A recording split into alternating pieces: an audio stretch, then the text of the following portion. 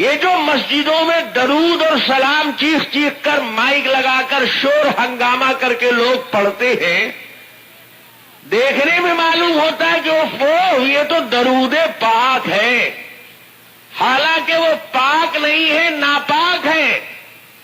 ये पोलोथिन जब फटेगा कयामत में तब समझ में आएगा वो हलवा नहीं है, वो गिलाजत है, नापाक है। ये पोलोथिन जब फटेगा कयामत में तब समझ में आएगा वो हलवा नहीं है, वो गिलाजत है, नापाकी है। और आप ये दुरूद और सलाम के बारे में इनका तफसीर है कि मस्जिद में जो इज्तिमाई तौर पर मिलकर जो शोर हंगामा हो जाता है, दुरूद और सलाम पढ़ते हैं तो कहते हैं ये हंगामा बर्पा करते हैं और ये समझते हैं कि बहुत अच्छा काम कर रहे हैं।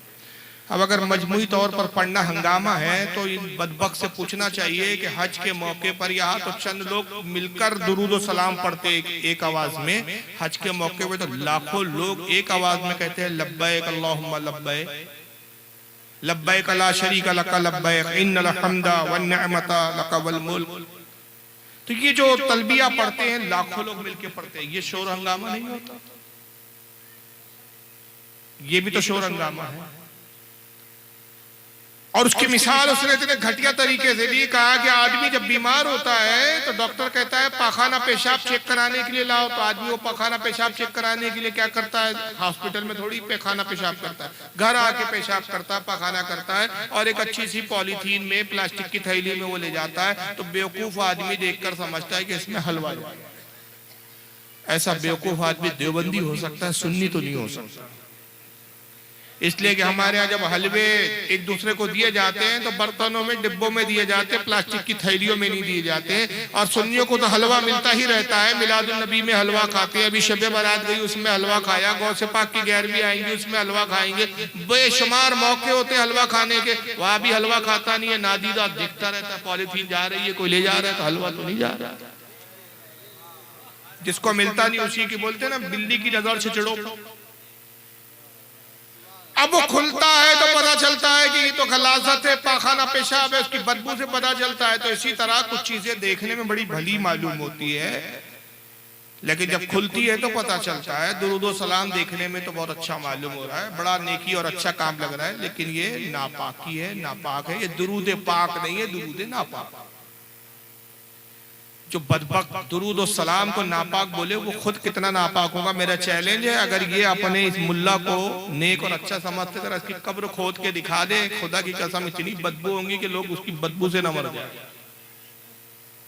जहन्नम में जल रहा होगा ये बदबख्त। और जब तक पूरी जिंदगी में रहा गुस्ताखियां करता रहा और गू और पाखाने से उसको इतनी मोहब्बत रही कि अगर इसके 10 बयानात आप नेट पे जाके सुनेंगे ना तो 10 में से 8 में पाखाना और गू की मिसाल ही देता है। पता नहीं जब जाता था तो दिन भर उसी को देखता रहता था, क्या करता था अल्लाह जाने, क्यों मोहब्बत। ये आपके बिहार कटिहारी में मुनाजरा हुआ था, याद है? मैं एक मुनाजरे की तरफ इशारा कर रहा हूँ, आप ही का ये इलाका है कटिहार। मुफ्ती मुतुर रहमान साहब का इससे मुनाजरा हुआ था, याद है आपको? कुछ लोग होंगे भी, आप गए थे ना? 2 या 3 दिन हुआ था वो। उस मुनाजरे के बाद ये नागपुर आया, इसके देवबंदियों ने बुलाया जश्न फतह बनाने के साथ बिहार से मुनाजरा जीत कर आया। हमने पोस्टर छापा था वहां पर कि भाई झूठ बोलना बंद करो। उस वक्त ये वीडियो इंटरनेट का इतना आसान नहीं था, सीडी आती थी, सीडी हमारी पहुंची नहीं थी। हम लोग अपनी सीडीओ के लिए परेशान थे कि भाई हुआ क्या रियल में, और यहाँ लंबी लंबी छोड़ रहा है, 2 दिन का जलसा था। हमने पोस्टर निकाल दिया कि भाई यहाँ मुनाजरा करो। और उस वक्त हमारे नागपुर की एक अजीम शख्सियत जिंदा थी, हयात थी, मुफ्ती आजम महाराज हजरत मुफ्ती मुजीब अशरफ साहब किबला रहमतुल्लाह ताला, उनके नाम से पोस्टर निकाला गया। उन्होंने, उनकी तरफ से हमने पोस्टर निकाला, उन्होंने कहा, उसमें लिखवाया कि साहब मैं मुनाजरा करने के लिए तैयार हूँ, आए हो तो हमसे भी करके जाओ, पता तो चले तुम्हारी औकात। तो मुनाजरा तो नहीं किए इन्होंने, हम रद्द किया, और रद्द करके वहाँ खिल्लियाँ उड़ा रहा, मजाक उड़ा रहा। तो मजाक उड़ाते उड़ाते उसने ये एक वाकया बयान किया, कहा कि ये जो बरेलवी लोग होते हैं ना, ये बिदअती लोग, ये अपने जो है बुजुर्गों की कब्रों पे फूल डालते हैं, इत्र डालते हैं। पता है क्यों डालते हैं?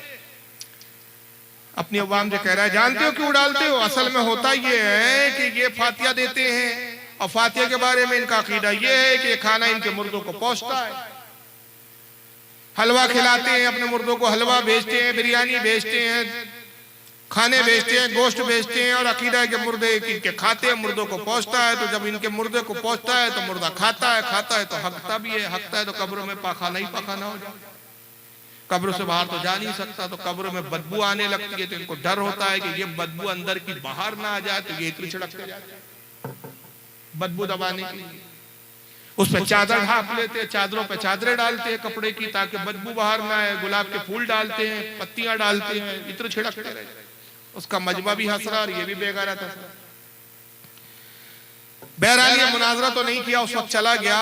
उसके कुछ ही अरसे बाद हमने मुफ्ती बुत्तुर रहमान साहब की तारीख ली और उनको नागपुर बुलाया, फिर जवाबी जलसा हुआ और इसने 2 दिन में जितनी बकवासात की थी उसके भी जवाब दिए गए, सीडी भी आम की गई, वहां पर लोगों को सीडी भी दी गई कि असल में मुनाजरे में हुआ क्या। तो मैं खुद उस जलसे में मौजूद था और निजामत मई कर रहा था। तो हुजूर मुफ्ती मुजीब अशरफ साहब की बिला ले रहमा मुफ्ती आजम महाराष्ट्र ने हुक्म दिया कि मैं चाहता हूं कि ये जो पाखाने वाला जो इसने कहा है मज़ारों के बारे में बुजुर्गों की, इसका जवाब आप दीजिए। वो हमारा देना मुनासिब नहीं है और जवाब ज्यादा कुरान हदीस इससे दलाइल से नहीं देना है, जैसा एतराज है उसी अंदाज में जवाब चाहिए और ये जवाब आप ही दे सकते हैं, हमारा देना मुनासिब नहीं। मैंने कहा ठीक है हुजूर मैं दे दूंगा। मैंने 2 से 3 मिनट में जवाब दिया। जवाब सुनना है आपको? क्या क्या जवाब सुनना है? मैंने कहा मौलवी साहब सबसे पहले तो आपने झूठ कहा, हमारी किसी किताब में नहीं लिखा है कि ये खाना मुर्दे को पहुंचता है। जब तुम्हारे नजदीक अल्लाह ही झूठ बोल सकता है तो तुम झूठ बोले तो कौन सी ताज्जुब की बात है? तुम्हारे मौलवी ने तो लिखा अल्लाह भी झूठ बोल सकता है, तो तुम हम पे झूठ बोलोगी? चैलेंज है कि हमारी किसी सुन्नी आलिम की, मोतबर आलिम की, जिम्मेदार मुस्तनद आलिम की किसी किताब में जुमला दिखा दे कि हमारे किसी आलिम ने कहा कि फातिया में जो हम खाना देते हैं या बेचते हैं या रखते हैं ये मुर्दे को पहुंचता है। याद रखिए खाना नहीं पहुंचा, सवाब पहुंचता है। हम ये नहीं कहते अल्लाह ये खाना फला मुर्दे को पहुंचा दे, अल्लाह ये खाना फला को पहुंचा दे। हम कहते हैं अल्लाह जो भी खिलाया जाएगा, पिलाया जाएगा, जो कुछ पढ़ा गया, जो कुरान की तिलावत की गई, जो कुछ रखा गया, इन सब का सवाब फला बुजुर्ग को पहुंचा। सबसे पहले तुमने झूठ बोला, चलो अगर थोड़ी देर के लिए मान लो कि नहीं चलो खाना पहुंचता है, हमारा यही अकीदा है, चलो तुमने कहा मंजूर है हमें, मगर मौलवी जी पूरी बात आपको मालूम नहीं, मुर्दा हमारा है, डिटेल हमें हमारे पास है, तफसीलात हमारे पास है, तुम्हारे पास थोड़ी है। बेशक हमारे मुर्दे को खाना भी पहुंचता है, हमारा मुर्दा खाना भी खाता है, खाना खाने के बाद पखाना भी करता है, मगर अपनी कब्र में नहीं करता। हम तो साल भर अपने मुर्दे को कुछ ना कुछ भेजते रहते हैं, शबे बारात में भेजते हैं, 11वीं में भेजते हैं, 12वीं में भेजते हैं, मोहर्रम में भेजते हैं, कूडों में भेजते हैं, मुतअद्दिद मौके होते हैं और ये सारे मौकों के बाद बरसी भी मनाते हैं, उसमें भी हम भेजते हैं। तो हमारे मुर्दे को तो हम भेजते रहते, हमारा मुर्दा खाता रहता। तुम वहाबड़े तो अपने मुर्दे को कुछ भेजते ही नहीं हो, तो बाजू में तुम्हारा मुर्दा भूख के मारे मुंह फाड़े पड़ा रहता है, हमारा मुर्दा उसी के मुंह में हक देता है। तो हम उसको शुक्र में उसकी हिम्मत अफजाई के लिए फूल और इतने के तोहफे पेश करते हैं कि कितने जबरदस्त सुन्नी हो, जमीन के ऊपर थे तो भी वहाबी को तपा रहे थे, अंदर भी सता रहे हो। ये हमारी तरफ से गुलाब के तोहफे फूल।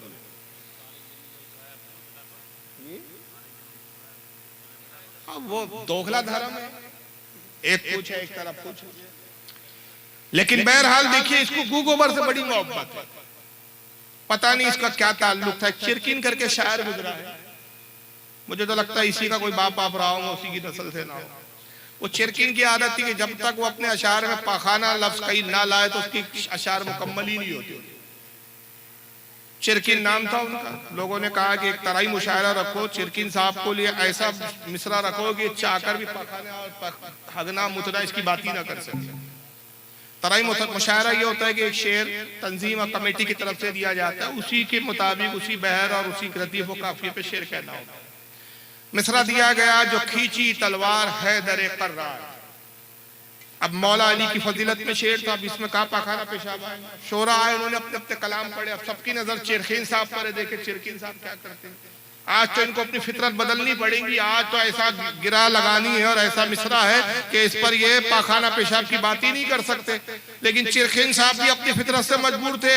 आए उन्होंने, जब उनकी बारी आई तो उन्होंने शेर पे गिरा लगाई, कहा जो खींची तलवार हैदरे कर्रार ने खौफ के मारे फरफरा कर हक दिया लश्करे कुफार।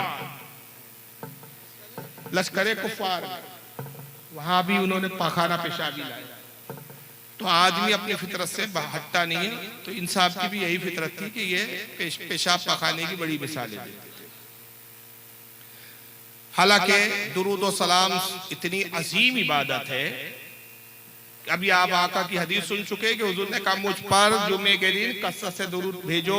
और एक दूसरी रिवायत में आका सल्लल्लाहु अलैहि वसल्लम फरमाते तुम में से जब कोई मुझ पर एक मर्तबा दुरूद भेजता है, अल्लाह ने एक फरिश्ता ऐसा पैदा किया जिसके 70,000 पर है, 70,000 मुंह है, 70,000 ज़बानें हैं। हर जबान से अलग अलग मुख्तलिफ जुबानों में वो अल्लाह की तारीफ और तौसीफ बयान करता है, तस्बीह और तहलील बयान करता है। जब तुम में से कोई एक दुरूद भेजता है, अल्लाह उस फरिश्ते से कहता है नूर के दरिया में गोता लगा। वो फरिश्ता नूर के दरिया में गोता लगाता है, बाहर निकलता है, अपने 70,000 परों को झटकता है। अल्लाह जाने कितने बेशुमार लातादाद कतरे उसके परों से गिरते हैं। वो अल्लाह के रसूल कहते हैं कि हर पानी के कतरे से अल्लाह एक फरिश्ते को पैदा करता है। और वो फरिश्ता पैदा होने के बाद अल्लाह की तारीफ और तौसीफ में मशगूल हो जाता है, इबादत में मशगूल हो जाता है। जितने फरिश्ते पैदा होकर इबादत में मशगूल होते हैं, कयामत तक अल्लाह ताला उन तमाम फरिश्तों की इबादत का सवाब मेरे उस उम्मती के नामे आमाल में लिखता है जिसने मुझ पर एक मर्तबा दुरूद पढ़ा था।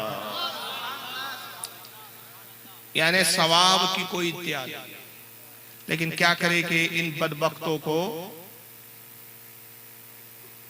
इसकी तौफीक ही नहीं है। अब इन साहब को सुन लीजिए, बात मुर्दार जिंदा की चल रही थी हमारी। तो अभी तक तो ये था कि भाई ठीक है रसूलुल्लाह को आप जिंदा नहीं मानते, ये एक अपना इल्मी इख्तिलाफ हो सकता है। इल्मी इख्तिलाफ है कि आप दलाइल से बात करते, लेकिन क्या किया जाए कि ये दलीलों से बात नहीं करते बल्कि छिचोरेपनों से बात करते। जरा इन साहब को सुन लीजिए।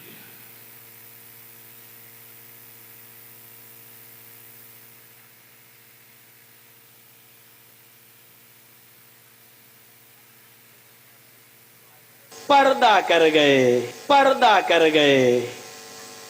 इतना जलील किसी ने किया होगा? एक साहब लिखते हैं अपनी किताब में,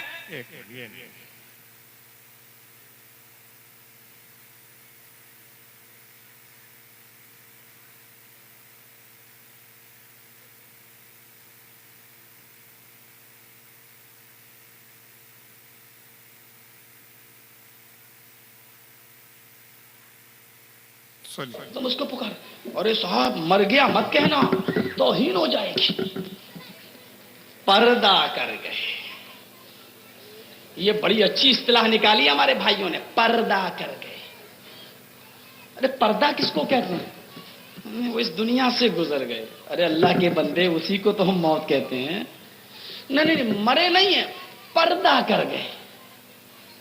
पर्दे का माना क्या हुआ? पर्दे का माना यह हुआ कि वो जिंदा है लेकिन हमारी आंखों से ओझल हो गए। हमारी आंखें इस दुनिया में देख रही हैं, हमारी आंखों से ओझल हो गए का मतलब इस दुनिया से ओझल हो गए। हाँ, इस दुनिया से ओझल हो गए। अरे उसी को तो हम कहते हैं वो दूसरी दुनिया में चले गए। नहीं नहीं नहीं, वो इस दुनिया में ओझल नहीं, पर्दा कर गए। तुम कितना ही अच्छा लक़ब ले लो, पर्दा कर गए। जिंदा हैं, बाहयात हैं, पर्दा कर गए, विसाल कर गए, वफात कर गए, कुछ भी कहो, उनको जिंदा साबित करने के लिए कितने ही अच्छे अलकाब से तुम पुकार लो, लेकिन हकीकत यह है कि जनाबे मोहम्मदुर रसूलुल्लाह इस दुनिया में मौजूद नहीं है। अगर है तो मुझे बताओ, अहले हदीस का ये गुनाहगार बंदा मोहम्मदुर रसूलुल्लाह से मिलने के लिए जाएगा, मुझे एड्रेस दो, मुझे पता बताओ कि जिंदा है तो कहां है, किस जगह है, कहां मिलेंगे, मैं जाऊंगा। मैं उनको अपने घर पे बुला के अपना गुलाम नहीं बनाऊंगा कि जब चाहो अपने घर पे बुला लो, जब चाहो 2 बजे बुला लो, मर्जी चाहे तो 12 बजे बुला लो, मर्जी चाहे तो 10 बजे बुला लो। हम उनको अपने घर पे बुलाना गवारा नहीं करेंगे। मेरा घर इस लायक नहीं कि हम आका को बुलाएं। हम उनको अपने घर पे बुलाना गवारा नहीं करेंगे। मेरा घर इस लायक नहीं कि हम आका को बुलाएं। हमें बताओ कि मेरा नबी कहां है, किस जगह है। तुम जाओ या ना जाओ, कम से कम पूरे हिंदुस्तान में भीख मांग के और चंदा करके, पूरे हिंदुस्तान में भीख मांग के और चंदा करके हम जरूर आका से मिलने के लिए जाएंगे। कि बड़े लोगों से मिला जाता है, बड़े लोगों को नौकर बना के अपने घर पे बुलाया नहीं जाता है। बताओ तो सही कि वो कहां है। बताओ तो सही कहाँ है रसूलुल्लाह। हम जाएंगे भीख मांग के, चंदा जमा करके जाएंगे, अपने जेब से खर्चा करके नहीं जाएंगे। उस वक्त भी भीख मांगेंगे, भीख मांगने की इतनी आदत पड़ी हुई है। ये रसूल से मिलने तो नहीं जा सके, जेल जरूर चले गए। और किस केस में गए थे वो आपको मालूम है, अब उस पर क्या तबसरा करें। जेल जाना भी अलग अलग है, जेल जाना बुरा नहीं है, ये बात सुन लीजिए।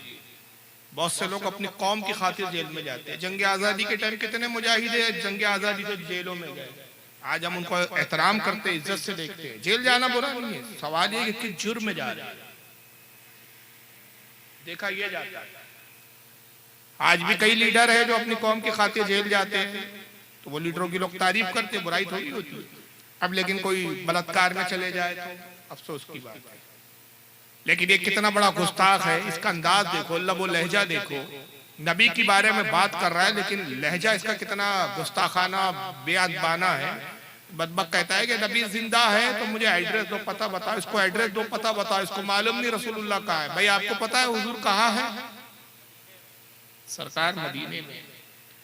हमारे अहले सुन्नत और जमात का अकीदा ये है कि हुजूर सल्लल्लाहु अलैहि वसल्लम अपनी कब्र मुबारक में जिंदा है। जैसा कि अभी हदीस आप सुन चुके, इन्नल्लाह हर्रमा अलल अर्दी अन तअकूल अज्जादल अंबिया अलैहिमुस्सलाम, बेशक अल्लाह ने जमीन पर हराम कर दिया कि वो नबियों के जिस्मों को खाए। अल्लाह का नबी जिंदा है, फनबियुल्लाहि हय्युन युरज़क़, अल्लाह का नबी जिंदा है और उनको रिस्क दिया जाता है।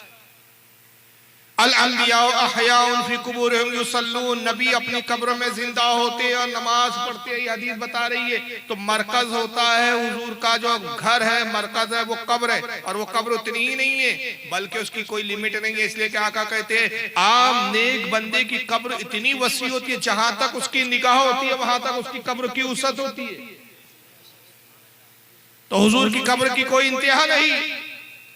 लेकिन सरकार को यह अख्तियार है कि जब चाहे, जहां चाहे, जिससे मिलने के लिए आप चाहे, जिस पर करम फरमाए, आप अपनी कब्र मुबारक से तशरीफ ले जा सकते हैं। यह हमारा अकीदा है। इन मौलवी साहब को नबी के बारे में पता ही नहीं, एड्रेस दो, पता बताओ। अब अगर ऐसी चाहलाना कोई सवाल करे तो कल कोई गैर मुस्लिम इसके पास आएगा और इसे कहेगा कि भाई मैं कुरान पढ़ रहा हूं, मैंने कुरान में पढ़ा है कि कुरान में अल्लाह फरमाता है हय्युन, अल्लाह भी हई है, हय्युल कय्यूम। आयतुल कुर्सी में अल्लाह ने फरमाया कि वो जिंदा है और लोगों को जिंदगी अता फरमाता है। तुम्हारा रब भी जिंदा है, तो अगर रब जिंदा है और है तो कहाँ है, मुझे दिखाओ, एड्रेस दो, पता बताओ। तो इसका बाप भी नहीं दे सकता। फरिश्ते हैं, फरिश्ते हैं या नहीं? फरिश्ते नजर नहीं आते। सूरह कद्र में अल्लाह फरमाते हैं हर शबे बारात की रात को बेशुमार फरिश्ते आसमान से जमीन पर नाजिल होते हैं, सलाम करते हैं। तनज़्ज़लुल मलाइका, फरिश्ते नाजिल होते हैं। हत्ता क्या तनज़्ज़ुलुल मलाइका वरूह फिया बिइज़्निही, अल्लाह के हुक्म से फरिश्ते नाजिल होते हैं। अब मोमिन बंदों से मुलाकात करते हैं, सलाम करते हैं, मगर आज तक हमें फरिश्ते नजर ज़ाहिरी तौर पर नहीं आए। आका फरमाते हैं कि हर मोमिन के घर में रहमत के फरिश्ते होते हैं। उस घर में फरिश्ते नहीं होते जिस घर में जानदार की तस्वीर या कुत्ता हो। तो मोमिनों के घर में है मगर हमको ज़ाहिरी तौर पर नजर नहीं आते। अल्लाह के रसूल की हदीस है हर मोमिन के कांधे पर दो फरिश्ते करामन कातिबीन, जो बंदे के अच्छे और बुरे अमाल को लिखते हैं। लेकिन किसी के कांधे को आप फाड़ के चीर के देख लो, दिखते हैं आपको? जर्जिस मिल जाए तो जर्जिस का ही कांधा चीरना शुरू कर दो, फाड़ना शुरू कर दो और वो चीखे क्या कर रहे हो भाई, वो तो फरिश्ते देख रहे हैं, दिखते नहीं है। फरिश्ते कहाँ दिखा, इसका बाप भी नहीं दिखा सकता। तो ना दिखना ना होने की दलील नहीं होता है। हवा है नजर नहीं आती, फरिश्ते है नजर। ईमान है कि कब्र में मुर्दे को डालने के बाद या तो अजाब होता है या उसके लिए जन्नत की खिड़की खोल दी जाती है। बेशुमार हमने कब्रें खोदी, आज तक हमको ना जहन्नम की खिड़की दिखी कब्र में, ना जन्नत की खिड़की दिखी। मगर हमारा अकीदा है, ईमान है, और यही ईमान है तो हम मुसलमान हैं। इसमें हमने शक और शुबा किया तो ईमान से हम खारिज। तो ये कैसे बेगैरत मुसलमान है कि इसका ये ईमान नहीं कि आका मौजूद है। एड्रेस दो, पता बताओ, चंदा जमा करके मैं मिलने जाऊंगा। अब उसके बाद इसका सारा जोर इस पर है कि भाई सुन्नी लोग जो अदब में ये कहते हैं कि पर्दा कर, हम ये नहीं कहते रसूलुल्लाह मर गए। हमारा अकीदा इस बारे में ये है कि वादे इलाही के तहत अल्लाह का वादा है, कुल्लो नफ्सिन जायकातुल मौत, हर नफ्स को, हर जानदार को मौत का मजा चखना है। तो इस वादे इलाही के तहत रसूलुल्लाह सल्लल्लाहु अलैहि वसल्लम को भी एक आन के लिए मौत आई, एक आन के लिए, और फौरन आपकी रूह पाक आपके जिस्म में लौटा दी गई, आप जिंदा। ये हमारा अकीदा है। तो हुजूर को भी मौत आई लेकिन हुजूर जिंदा है। अब ये कहता है नहीं साहब तुम पर्दा कर गए बोलो, तब भी मतलब ये हुआ कि हाँ मर गए। तुम कहो नहीं नहीं हमारी निगाहों से उजले, तो मतलब तो यही हुआ कि मर गए।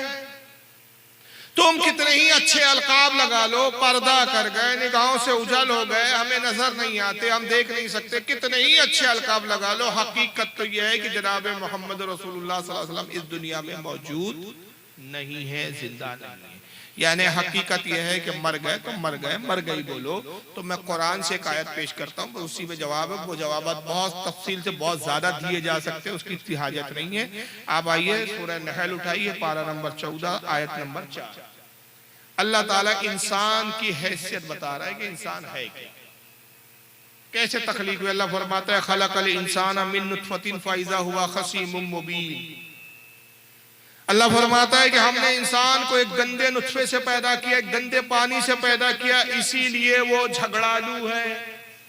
इंसान जो झगड़ता है, ये झगड़ने की फितरत उसमें किस बात की बुनियाद पर है कि उसको हमने कैसे खल्क किया, नुत्फे से। और नुत्फा क्या होता है? गंदा पानी। नुत्फे का तर्जुमा होता है गंदा पानी। कितना गंदा, कितना नापाक पानी कि जब खारिज हो जाए तो गुस्ल फर्ज हो जाता है, कपड़ों पे लग जाए कपड़े नापाक हो जाते हैं। उस हाल में ना नमाज पढ़ सकता है, ना कुरान छू सकता है। तो इंसान की असल हकीकत है कि इंसान गंदा पानी है, गंदा नुत्फा है। तो जर्जिस भी जिस चीज से पैदा हुआ वो क्या है? अरे बोलो यार, हकीकत है या नहीं? क्या इसका इनकार कर सकता है? जर्जिस भी नुत्फा है, गंदा पानी है। तो जब ये जलसे में आए तो इसका अलाउंसर यूं कहे हजरात रास्ता दे, गंदा नुत्फा चला आ रहा है, गंदा पानी चला आ रहा है। और कोई एतराज करे कि भाई आपने मौलाना को गंदा नुत्फा गंदा पानी क्यों कहा, तो फौरन जवाब में कह दिया जाए इसी के लब लहजों में कि इनको हजरत कहो, मौलाना कहो, हुजूर कहो, किबला कहो, काबा कहो, कुछ भी कहो, हकीकत तो ये है कि है तो गंदा ही नुत्फा। तो ये चीज अपने लिए ये कबूल नहीं करेंगे, कोई भी इनका मौलवी इनके लिए कबूल नहीं करेगा। ये खुद इस हकीकत को नहीं कहेंगे। हर औरत अपने शौहर की जोरू होती है। क्या ये अपनी माँ को माँ कहने की बजाय ये कहता है कि ऐ मेरे बाप की जोरू? और क्या बाप को ये कहता है? हकीकत तो ये है कि बाप को खसम भी कहा जाता है, ऐ मेरी माँ के खसम। इस तरह का जुमला अगर कोई कहे तो उसको बेअदबी मानी जाती है। इसलिए ये तो है कि रसूलुल्लाह को वादे इलाही के तहत मौत आई, लेकिन जब हदीस बयान है, हदीस मौजूद है कि हुजूर जिंदा है, तो फिर हुजूर को हम मुर्दा नहीं कहते, बल्कि अदब में हम क्या कहते? पर्दा। हमारी निगाहों से उछल हो गए। तो बहरहाल ये जर्जिस साहब का एक वीडियो मैंने आपके सामने पेश किया। आइए एक चीज और देखते चले कि किस तरह की गुस्ताखी अभी हाल ही में आजकल एक साहब बहुत चल रहे हैं, इनको नौजवान अक्सर बहुत ज्यादा सुनते हैं।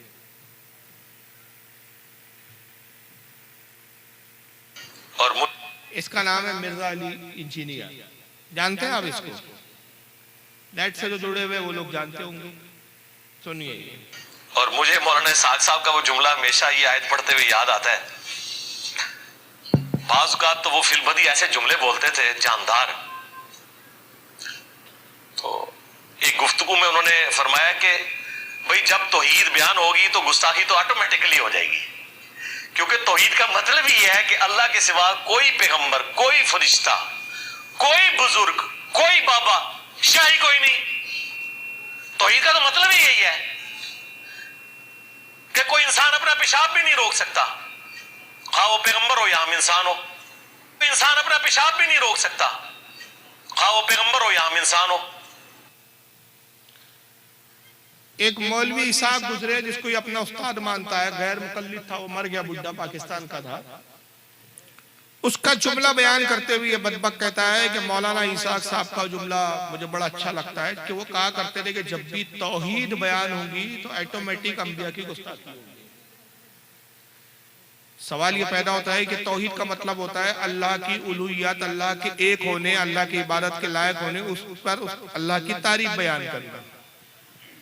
नारे तकबीर, नारे तकबीर, नारे रिसालत, नारे रिसालत, उलमाए अहले सुन्नत, उलमाए अहले सुन्नत, पीरे तरीक़त, पीरे तरीक़त, रहबरे राहे शरीयत, हुजूर सैयदी शाह मुहम्मद अशरफ, हुजूर सैयदी शाह मुहम्मद अशरफ।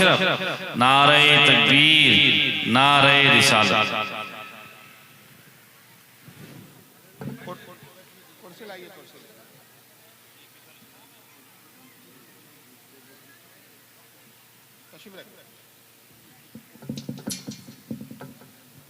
तशरीफ रखे। पीरे तरीक़त की आमद है। अल्लाह ताला हज़रत के फ्यूज़ व बरक़ात से आपको, मुझे, हम सबको मुस्तफ़िज़ फरमाए और आले रसूल के फैज़ से यहाँ भी और बरोज़ क़यामत भी हमें मुस्तफ़िज़ फरमाए।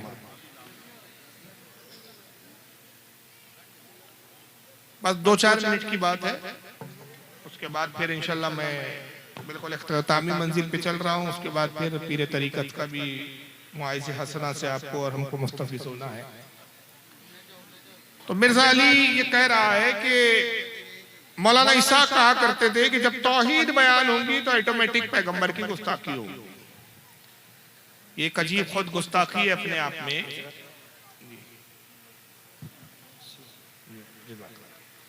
ये खुद अपने आप में गुस्ताखी है कि ये कौन सा तरीका है कि अल्लाह की तारीफ, अल्लाह की तौहीद बयान हो तो नबी की तौहीन हो। भाई अगर आपसे कहा जाए कि आप अपने वालिद की तारीफ बयान कीजिए तो क्या आपको अपने वालिद की तारीफ बयान करने के लिए अपने चचा की तौहीन करनी पड़ेगी? कहा जाए कि भाई दादा की तारीफ बयान कीजिए तो क्या अब आप अपने दादा की तारीफ बयान करेंगे तो अपने वालिद की तौहीन करेंगे? ये कौन सा अंदाज है? कुरान अज़ीम में कोई एक ऐसी जगह है कि जहां अल्लाह ताला ने अपनी तौहीद का इज़हार किया, अपनी तारीफ तौसीफ बयान की तो माज़अल्लाह नबी की तौहीन की? एक जगह भी नहीं मिलेगा। बल्कि नबी की तारीफ में खुद अल्लाह की तौहीद की तारीफ है, खुद रब की तारीफ है। इसलिए कि जब नबियों की तारीफ की जाती है, नबियों के कमालात का इज़हार किया जाता है, तो खुद ब खुद ये बात ज़हन में आ जाती है कि जब नबी को अल्लाह ने बनाया, अपने अंबिया को नबी ने, अल्लाह ने भेजा, तो जब ये अंबिया की ये शान और अज़मत है तो इनके बनाने वाले परवरदिगार आलम की क्या शान और अज़मत होगी। सुभान अल्लाह। तौहीद तो ये है कुरान अज़ीम में कि अल्लाह ने तौहीद के मिसालें और जिक्र नहीं किया। एक ऐसी कोई मिसाल ये मिर्जा बदबक पेश कर सकता है कि जहां अल्लाह ने अपनी तौहीद का इज़हार करते हुए किसी नबी की तौहीद की हो। अल्लाह ने अपनी तौहीद का जब इज़हार किया तो यूं फरमाया, क्या तुम उस अल्लाह पर ईमान नहीं लाते जिसने आसमान बनाए और ऐसे आसमान बनाए कि बगैर सुतूनों के उसको कायम किया? कोई सुतून नहीं, कौन थामे हुए आसमान को? तुम्हारा परवरदिगार आलम। जब से बनाया तब से वैसे ही है, ना इसमें कोई दरार है, ना कोई शगाफ है, ना इसमें कोई पेवंद है, ना इसके रंग में कोई तगय्युर और तब्दीली है। तो निगाह उठा और आसमान को देख, तेरी निगाह आसमान को देख कर थक कर जमीन की तरफ लौट आएंगी और तू अल्लाह के बनाए हुए आसमान में कोई ऐब ना निकाल सके। क्या रब तबारक व तआला ने अपनी तौहीद और अपनी शान इस तरह बयान नहीं की कि मैं आसमान से तुम्हारे लिए पानी बरसाता हूँ और इसी पानी से जब तुम बीज जमीन पे डालते हो ये सब्जा उगाता है, ये बीज से दरख्त निकालता हूँ, दरख्त में फल पैदा करता हूँ, फल में बीज होते हैं, फिर हर बीज से मैं दरख्त पैदा करने की ताकत और कुव्वत रखता हूँ। मैं वो हूँ जो जिंदे से मुर्दे को निकालता हूँ, मुर्दे से जिंदे को पैदा करता हूँ। मैं तुम्हें रिज़्क़ देता हूँ। मैंने जमीन तुम्हारे लिए फर्श बनाई, आसमान को मैंने तुम्हारे लिए शामियाना बनाया। ये सारी कायनात का थामने वाला मैं हूं, सारी कायनात का निजाम मैं चला रहा हूं। क्या तुम आसमानों पे गौर नहीं करते? क्या तुम सितारों पे गौर नहीं करते? कितनी जगह अल्लाह ने अपनी शान बयान की।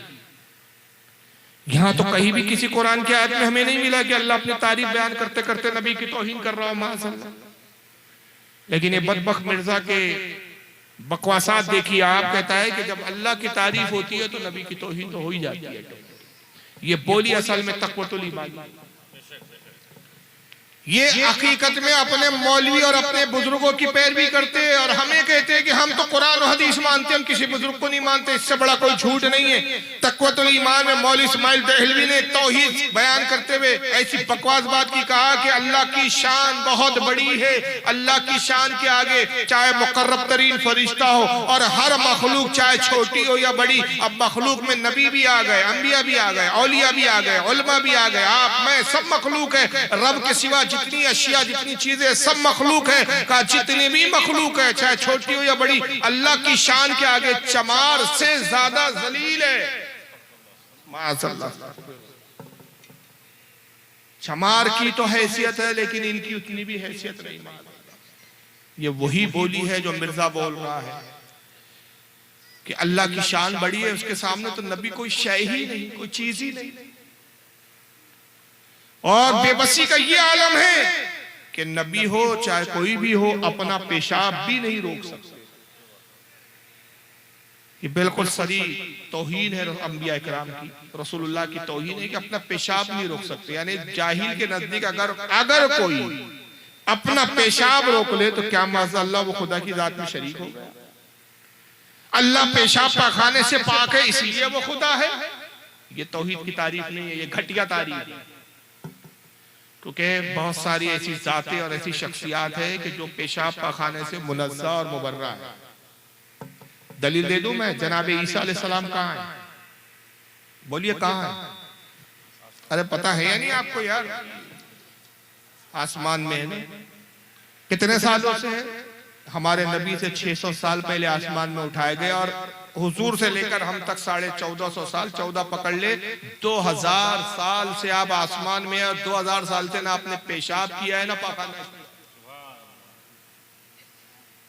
तो पेशाब पाखाना तो रोके हुए हैं। तो क्या माज़अल्लाह तेरे नजदीक अगर पेशाब पाखाना ईसा ने रोक लिया तो वो खुदा हो गए? क्या ये तो तौहीद की तारीफ है? हजरत इदरीस अलैहिस्सलाम का जन्नत में वो हजरत ईसा से भी पहले है और जिस्म के साथ है, रूह के साथ नहीं, जिस्म के साथ है। और जन्नत में ना पेशाब है ना पखाना है।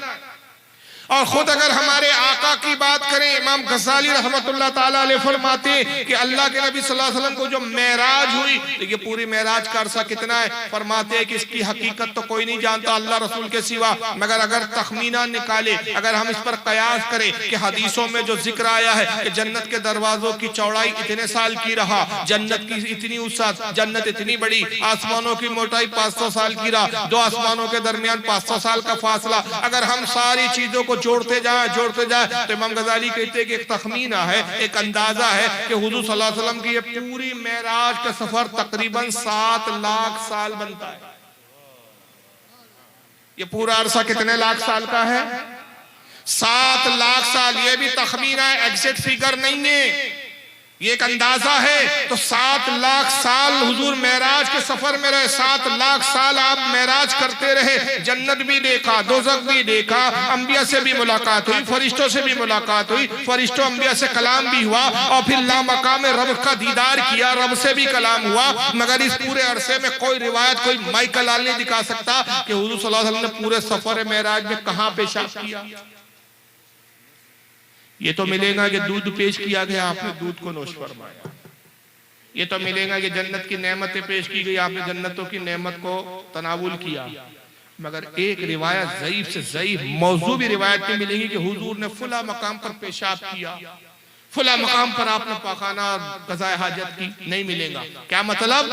आका सल्लल्लाहु अलैहि वसल्लम इससे मुनज़्ज़ा है। अगर रब चाहे तो अपने नबी को इन चीजों से दूर फरमा दे। आका पेशाब पाखाना इसलिए करते थे कि मोहताज, इसलिए नहीं, इसलिए किया कि हमें करने का सलीका और तरीका आ जाए। हुजूर खाने से भी पाक है। मेराज पर इतने तवील अरसे तक आप बगैर खाए पिए मेराज करते रहे। 2000 साल से ईसा अलैहिस्सलाम आसमान में, लेकिन न खाते हैं न पीते हैं, आसमानों में न खाना न पानी, बगैर खाए पिए आप वहां पर जिंदा जिस्म के साथ मौजूद है। आका भी चाहते तो खाए पिए बगैर भी आपकी हयात रहती, इसलिए कि आपकी हकीकत नूर है। नूर न खाने का मोहताज है न पीने का मोहताज है, मगर खाया क्यों पिया क्यों? इसलिए कि हबीब तुझे बाज़ाहिर हम बाज़ाहिर बशर बनाकर भेज रहे। ऐ हबीब तू खा ताकि मेरे बंदों के लिए तू जो खाए वो हलाल हो जाए, और जिसको तू छोड़ दे वो हराम हो जाए, और जिस तरीके से तू खाए वो खाने का सलीका भी आ जाए और वो खाना सुन्नत भी बन जाए। आका ने हम पर करम करने के लिए तनावुल किया, हमें सिखाने के लिए खाया भी और पिया भी।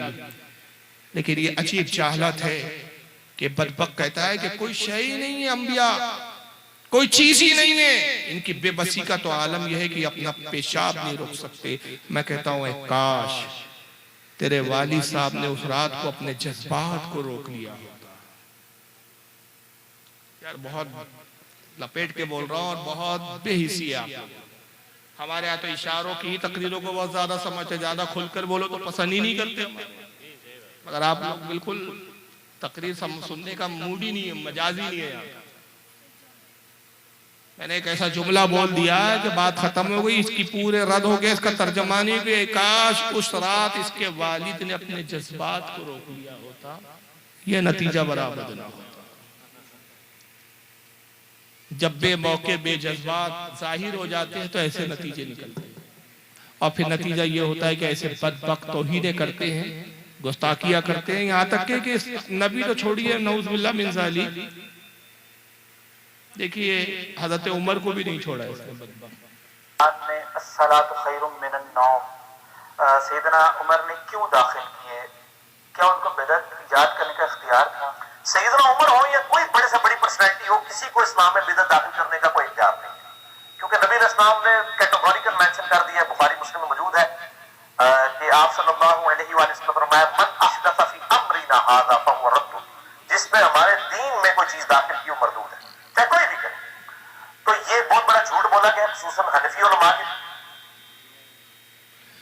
इससे सवाल हुआ, शायद आवाज थोड़ी सी समझ में नहीं आई आपके, मैं सुना देता हूँ थोड़ा, क्योंकि साउंड में थोड़ा सा इफेक्ट है इसकी। किसी ने सवाल किया कि अजान में, फजर की अजान में अस्सलातु खैरुम मिनन नौम का ये इजाफा हजरत उमर ने किया, तो क्या ये बिदअत नहीं है? तो ये मरदूद खबीर जवाब देता है कि हाँ ये बिदअत है, और बिदअत की इजाद और दीन में बिदअत को शामिल करने का हक किसी को नहीं, चाहे वो हजरत उमर हो या कोई और उससे बड़ी पर्सनालिटी, किसी को बिदअत दाखिल करने का नहीं है। और ये हनफियों का झूठ है कि हजरत उमर ने दाखिल किया इसको तो बिदअत नहीं है, ये बिदअती है। यानी इसके नजदीक हजरत उमर फारूक आजम भी बिदअती, यही एक साइसुद की औलाद है। सहाबा तक इसके नजदीक जो है नऊज़ुबिल्लाह मिन ज़ालिक बिदअत से पाक नहीं है, गुनाहगार है। इस जाहिल को अपने अक्ल पर बड़ा नाज है और अक्ल के घोड़े दौड़ाता है, और उस अक्ल की बुनियाद पे कह रहा है। बुखारी मुस्लिम में हदीस है कि अल्लाह के नबी ने फरमाया जिसने हमारे दीन में कोई चीज ईजाद की वो मरदूद है, तो किसी को हक नहीं है। तो सबसे पहले तो मैं इसका जवाब दे दूं कि दो रिवायतें मौजूद है। एक रिवायत तो यह है कि अजान में ये जुमले अस्सलातु खैरुम मिनन नौम ये खुद सरकार ने शामिल, पहली तो ये भी एक रिवायत है। और रिवायत यह है कि हजरत बिलाल रज़ी अल्लाह ताला अन्हु की आदत करीमा थी कि रोजाना फजर के लिए जब आप आजान देने के लिए आप जाते तो सरकार के हुजरे के करीब से गुजरते तो आप सलाम पढ़ते और जोर से कहते अस्सलातु वस्सलामु अलैका या रसूल। मकसद ये होता है कि अगर हुजूर आराम फरमा रहे हो तो हुजूर मेरी आवाज से बेदार हो जाए और नमाज फजर की तैयारी में मसरूफ हो जाए। लेकिन एक दिन ये हुआ इत्तेफाक से कि हजरत बिलाल गुजरे, सदराती ठंडी की रात थी और लोग ठंड की वजह से अपने घरों में दुबके पड़े हुए थे। तो आप ये आवाज लगाते हुए जाते थे अस्सलातु खैरुम मिनन नौम, ऐ लोगों नमाज नींद से बेहतर है, नमाज दीन से बेहतर। ये कहते जब हुजूर के हुजरे के करीब से गुजरे, सरकार अपने हुजरे पाक से बात तशरीफ लाए, कहा बिलाल ये क्या कह रहे हो? अर्ज के या रसूलल्लाह लोग ठंडी की वजह से अपने घरों में है, इसलिए मैं ये आवाज लगा रहा हूँ कि अस्सलातु खैरुम मिनन नौम, नमाज दीन से बेहतर है। हुजूर ने फरमाया ये बड़े उम्दा और बेहतरीन जुमले, इसको अपनी अजान में शामिल कर। और फजर में ये जुमले शामिल, एक तो ये रिवायत है। और दूसरी रिवायत यह है कि हजरत उमर रज़ी अल्लाह ताला अन्हु के साथ यह वाक़या पेश आया कि उनके मौज़िन ने जुमले कहे, आपने फरमाया अज़ान में जुमले शामिल कर लो। अब अगर उस रिवायत पर हम भरोसा करें कि हजरत उमर ने इसको शामिल किया, तो अब इसके बकौल बिदअत है। किसी को इख्तियार नहीं कि दीन में कोई नई बात ईजाद करे, तो बदबख्त को ये तो बुखारी की हदीस में नजर आ गई कि जो हमारे दीन में कोई चीज लाए वो मरदूद है, मगर उसी बुखारी मुस्लिम में इस खबीस को यह हदीस नहीं मिली कि आका ने फरमाया अलैकुम बिसुन्नती व सुन्नतिल खुलफाए राशिदीन, तुम पर लाजिम है मेरी सुन्नत की पैरवी और मेरे बाद मेरे खुलफाए राशिदीन की पैरवी। और खुलफा राशिदीन में है हजरत उमर दूसरे खलीफा, और आका ने उनके कामों को बिद्दत से ताबीर नहीं किया बल्कि उसको भी सुन्नत करार दिया, अपने अमल को भी सुन्नत फरमाया। वह सुन्नतिल खुलफाए राशिदीन, और खुलफा के अमल को भी आपने सुन्नत करार दिया। यही वजह है कि सहाबा ने कुछ नेक अमाल अपने जमाने में राइज किए, वो भी दीन का हिस्सा बन गए। आज वो भी हमारे लिए वाजिबुल अमल है। जैसे मिसाल के तौर पे तरावी जमात से पढ़ना, यह हज़रत उमर का अमल है, इस पर सारी उम्मत का इत्तेफाक है। उसी तरह जुमे के दिन अज़ान सानी का इजाफा, चाहे अहले हदीस हो, चाहे देवबंदी हो, चाहे हम अहले सुन्नत हो, हर किसी की यहाँ आप देखिए जुमे की नमाज में 2 अज़ानें होती है। ये रसूल के ज़माने में नहीं हुई 2 अज़ान, एक ही अज़ान होती थी। हज़रत अबू बकर सिद्दीक के ज़माने में एक ही अज़ान थी, हज़रत उमर के ज़माने में एक ही अज़ान थी, उस्मान गनी ने अपने ज़माने में इसका इजाफा किया और वो आज तक उम्मत में राइज है। किसी ने इसको बिदअत नहीं कहा। यहां तक के मेहराब बनाई जो जाती है आज, पक्की मेहराब, इसकी बुनियाद रखने वाले सबसे पहले शख्स अमीर माविया है। अमीर माविया से पहले इस तरह की मेहराबें नहीं बनाई जाती थी। आज कौन सा वहाबी है जिनकी मस्जिदों में मेहराब नहीं बनती? तो सहाबा का अमल भी हमारे लिए हुज्जत होता है, उसको बिदअत नहीं कहा जाता। और यहाँ तक के कि ये आखिरी वीडियो देखे और इसी पर मैं इख्तिताम करूंगा। किसी को कोई अगर अकीदे के हवाले से कोई सवाल पूछना हो तो पूछ सकता है वो। अब ये सुनिए, और भाई ये कुरान के बारे में है, नबी की हर बात के बारे में नहीं है कि अल्लाह की वही से होती है, नहीं। वरना तो नबी सल्लल्लाहु अलैहि वसल्लम की जो इज्तिहादी गलतियां हैं, वरना तो नबी सल्लल्लाहु अलैहि वसल्लम की जो इज्तिहादी गलतियां हैं, गुनाह नहीं, इज्तिहादी गलतियां जिस पे अल्लाह ने गिरफ्त की है, जिस पे अल्लाह ने गिरफ्त की है, मुनाफिकीन का जनाजा पढ़ना, वो अल्लाह की वही से पढ़ा था, बाद में मना कर दिया। इसके नजदीक नबी से भी इज्तिहादी गलतियां होती थी, अल्लाह गिरफ्त करता था। और कुरान अजीम में जो अल्लाह ने फरमाया कि हमारा नबी अपनी मर्जी से कुछ नहीं कहता जब तक हम वही नहीं नाजिल करते। तो अहले सुन्नत का तो ये कहना है कि हर अमल अल्लाह ताला की मिन जानिब अल्लाह होता है, अल्लाह की मर्जी से होता है। मगर ये कहता नहीं साहब, इसका ये मतलब नहीं है कि हुजूर का हर अमल अल्लाह के हुक्म और वही से है, बल्कि सिर्फ कुरान की आयतों के बारे में। बाकी तो बहुत सारी चीजें ऐसी कि जो नबी करते थे वो इज्तिहाद करते थे, उसमें गलती होती थी। इस खबीस जाहिल को यही नहीं मालूम कि इज्तिहाद मुज्तहिद करता है, नबी मुज्तहिद से भी ऊपर होता है। नबी का अमल ही शरीयत होता है, नबी का अमल ही शरीयत होता है। नबी इज्तिहाद नहीं करता, कुरान और हदीस के मुताबिक मुज्तहिद इज्तिहाद करता है। नबी से जो फेल सरजद हो जाए वो शरीयत बन जाता है। इसकी बहुत सारी मिसालें हैं, वक्त नहीं है, सिर्फ एक मैं मिसाल देता हूँ। आका सल्लल्लाहु अलैहि वसल्लम की हदीस पाक है, सरकार फरमाते हैं कि उम्मत का नबी जो चीज नापसंद कर दे अल्लाह ताला उम्मत पे वो हराम फरमा देता है। जिस चीज को पसंद फरमा ले अल्लाह उम्मत पर हलाल कर दे, और जिस चीज को अल्लाह हराम करता है नबी के नापसंद होने की बुनियाद पर, उसमें नुकसान हो जाता है, नुकसानदेह चीजें रख दी जाती है। और नबी उस चीज को पसंद कर ले अल्लाह उस चीज में फायदे रख देता है। हजरत दाऊद अलैहिस्सलाम, फिर आका मिसाल देते हैं, दाऊद अलैहिस्सलाम को ऊंट की चर्बी, ऊंटनी की चर्बी से पसंद नहीं थी। अल्लाह ने उस उम्मत पर, कौम बनी इसराइल पर ऊंट की चर्बी हराम कर, खाना भी हराम था और जाहिरी तौर पर, ऊपरी तौर पर भी इसका इस्तेमाल हराम। आका सल्लल्लाहु अलैहि वसल्लम जब मबूस हुए, सरकार ने ऊंट की चर्बी को पसंद फरमाया और अपने सहाबा को कहा कि तुम ऊंट की चर्बी खा सकते हो।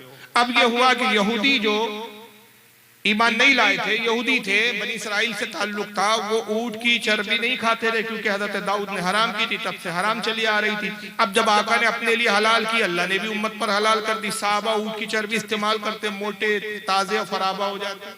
तंदुरुस्त हो जाते। यहूदियों ने देखा कि भाई मोहम्मद सल्लल्लाहु अलैहि वसल्लम के मानने वाले ऊँट की चर्बी खाते हैं तो ये ताज़ा मोटे हो जाते हैं, तंदुरुस्त हो जाते हैं, हम भी खाएं। जब यहूदियों ने खाना शुरू किया तो वो बीमार पड़ने लगे।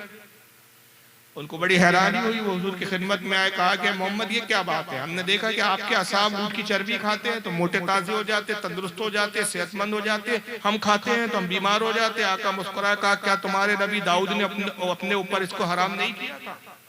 कहा जब नबी किसी चीज को अपने लिए नापसंद कर ले वो उम्मत पर हराम हो जाती है, अल्लाह उसमें नुकसान रख देता है। नबी जब किसी चीज को पसंद कर ले वो हलाल हो जाती है, अल्लाह उसमें फायदे रख देता है। तुम्हारे नबी ने अपने लिए नापसंद किया, नुकसान रख दिया गया, अब मैंने पसंद किया, फायदा रख दिया गया। अब अगर तुम ऊंट की चर्बी से फायदा पाना चाहते हो तो मुझ पर ईमान लाओ, मुसलमान हो जाओ। ईमान लाने के बाद तुम अगर ऊंट की चर्बी खाओगे तो फायदा पाओ।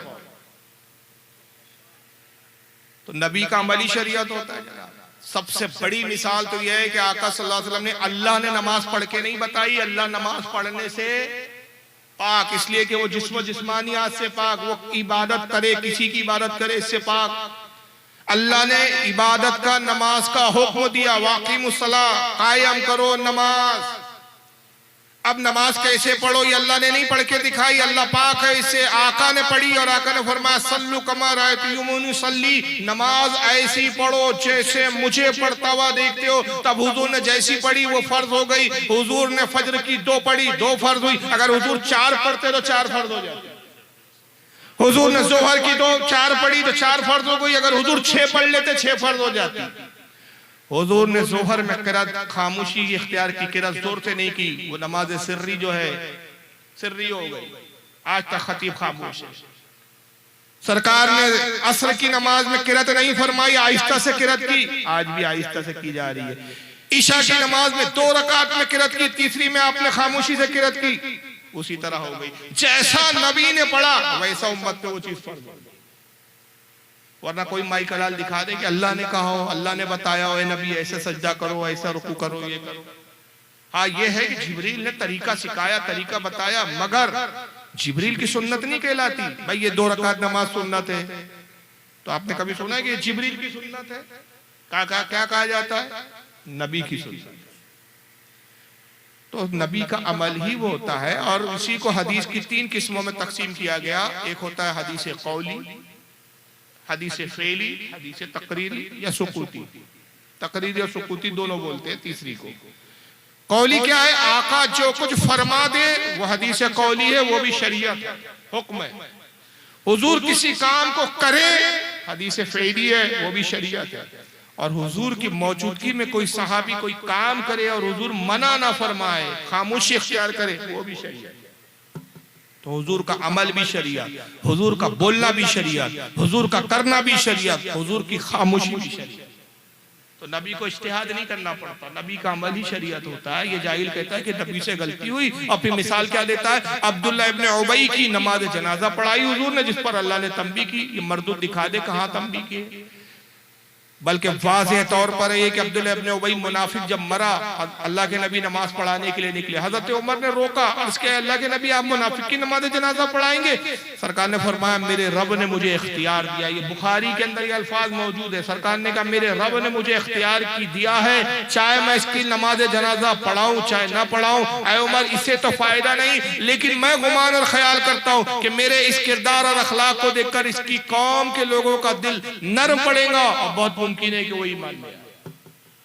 और वही हुआ। आका सल्लल्लाहु अलैहि वसल्लम ने अब्दुल्लाह इब्न उबई की जब नमाज जनाजा पढ़ाई, उसकी कौम के लोगों ने देखा ये तो हुजूर के खिलाफ साजिशें करता था, पक्का मुनाफिक था, मगर हुजूर इसके साथ उसने सलूक कर रहे हैं, उसने अखलाक का मुजाहिरा कर रहे हैं। उसकी कौम के लोग तकरीबन 7,000 लोग ईमान में दाखिल हुए। उसके बाद कुरान की आयत नाज़िल हुई। इसके बाद सूरह तौबा में आयत है जिसका मफहूम है कि महबूब अब इसके बाद किसी मुनाफिक की ना कब्र पे खड़े होना, ना इनकी कभी नमाज जनाजा पढ़ना। तो जब तक कानून नहीं आया तो वो अमल जो किया गया वो गुनाह नहीं होता, उसको खता नहीं कहा। खता तब होता है जब कानून आ जाए, कानून के खिलाफ वर्जी हो तो खता होती है। मिसाल के तौर पे जब तक कानून नहीं था कि गाड़ी चलाते वक्त आपको हेलमेट पहनना है, तो अगर आप हेलमेट पहने बगैर गाड़ी चला रहे हैं तो आप मुजरिम नहीं है। अब कानून आ गया कि आपको बाइक चलाते हुए हेलमेट पहनना है, अब अगर कोई हेलमेट ना पहने तो मुजरिम है, अब जुर्माना होगा। कोई बेवकूफी होगा कि वो आए आपके अब्बा जान के पास और कहे कि भाई आपके अब्बा का हम चालान करने आए, किस बात का? 50 साल पहले ये गाड़ी जब चलाते थे तो बगैर हेलमेट के चलाते थे। तो अब्बा जान कहेंगे बेवकूफ के बच्चे, उस वक्त हेलमेट पहनना कोई जरूरी था ही नहीं। तो वो खता कहां से हो गई? खता तब होती है जब कानून बन जाता है। तो हुजूर ने जिस वक्त नमाज जनाजा पढ़ाई ना वो खता थी, जब खता ही नहीं थी तो फिर चाहे वो इज्तिहादी हो या खताए मतलब मजमूम खता हो, किसी कैटेगरी में आप रखने की जरूरत ही नहीं। खैर इसके बहुत सारे इल्मी जवाब है, लेकिन बताने का मेरा मकसद ये है कि ये वो लोग हैं कि ये उन इदारों से फारिग है कि जहां पर इस तरह की तौहीन सिखाई जाती है। तो बहुत खुशी की बात है कि आपने अहले सुन्नत व जमात के मदरसे की बुनियाद रखी, जहां से रसूलुल्लाह के चाहने वालों की जमात पैदा हो, जहां से आशिकान मुस्तफ़ा की फौज निकलेंगी। इस इदारे की आप खूब भरपूर मदद भी करें। और सबसे बढ़कर मदद यह है जो मुझे यहाँ सुनने को मिला, बड़ा अफसोस हुआ कि यहाँ लोग दीन से बड़े गाफिल हैं। हालांकि बिहार एक ऐसा इलाका है, एक ऐसा सूबा है बिहार हिंदुस्तान का कि जहाँ सबसे ज्यादा आलिम निकलते हैं। लेकिन आपके इस इलाके के बारे में मैंने जब ये सुना कुछ लोगों से तो बड़ा अफसोस हुआ कि यहाँ लोग अपने बच्चों को आलिम बनाने की तरफ तवज्जो नहीं देते, खुराफातों में बहुत ज्यादा मुलव्वस है। याद रखिए ये खुराफातें हमारे लिए नुकसानदेह है।